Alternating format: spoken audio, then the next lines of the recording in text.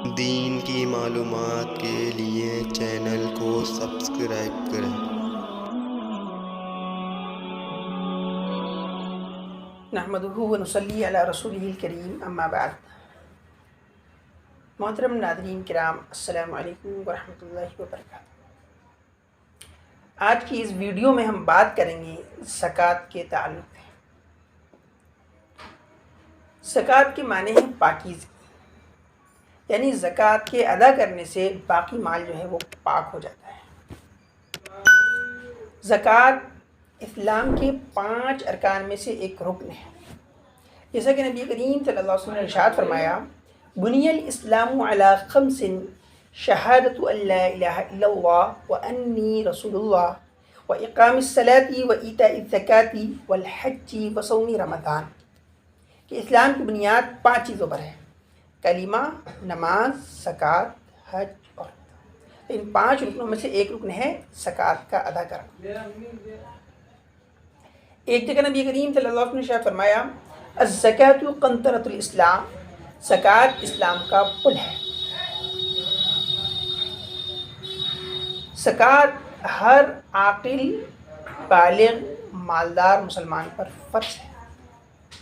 جو مسلمان زکوٰۃ کی فرضیت کا، زکوٰۃ کے اسلام کا رکن ہونے کا انکار کرتا ہے، وہ کافر ہے۔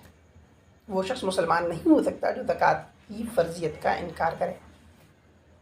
اسی لیے حضرت ابوبکر رضی اللہ عنہ نے ان لوگوں سے جنہوں نے نبی کریم صلی اللہ علیہ وسلم کی وفات کے بعد زکوٰۃ کی فرضیت کا انکار کیا تھا، زکوٰۃ کے دینے سے انکار کیا تھا، حضرت ابوبکر رضی اللہ عنہ نے ایسے لوگوں سے قتال کیا، جنگ کی اور ان کو زکوٰۃ کی فرضیت کا قائل کیا۔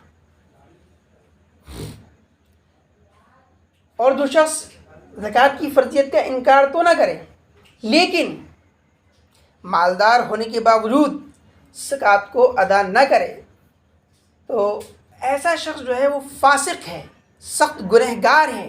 اور ایسے شخص کے بارے میں اللہ تبارک و تعالیٰ نے قرآن پاک کے اندر ارشاد فرمایا ہے، والذین یکنزون الذهب والفضة ولا ينفقونها في سبيل الله فبشرهم بعذاب أليم يوم يحمى عليها في نار جهنم فتكوى بها جباههم وجنوبهم وظهورهم هذا ما كنزتم لأنفسكم فذوقوا ما كنتم تكنزون۔ اللہ تعالیٰ ارشاد فرماتے ہیں، وہ لوگ جو سونا چاندی کو خزانے کے طور پہ جمع کرتے ہیں اور اس کو اللہ کے راستے میں خرچ نہیں کرتے ہیں، یعنی اس کی زکوٰۃ نہیں نکالتے، تو انہیں دردناک عذاب کی خوشخبری سنا دیجیے۔ اس دن جس دن ان کے اس مال کو آگ میں تپایا جائے اور پھر ان کی پیشانیوں کو، ان کے پہلوؤں کو اور ان کی پیٹھوں کو داغا جائے۔ یہ ہے زکوٰۃ کی ادا نہ کرنے کا عذاب۔ اس میں اللہ تبارک و تعالیٰ نے پیشانی، پہلو اور پیٹھ، ان تینوں کا خاص طور سے ذکر اس لیے کیا ہے کہ جب کوئی ضرورت مند آتا ہے اور انسان چہرے سے اس کو دیکھتا ہے تو سب سے پہلے پیشانی پہ بل آتا ہے، ارے یہ آ گیا مانگنے، پھر انسان پہلو تہی کرتا ہے اور پیٹھ پھیر کے چل دیتا ہے۔ اس لیے ان 3 جگہوں کو خاص طور سے عذاب ہوگا زکوٰۃ روکنے کی وجہ سے۔ وآخر دعوانا ان الحمد للہ رب العالمین۔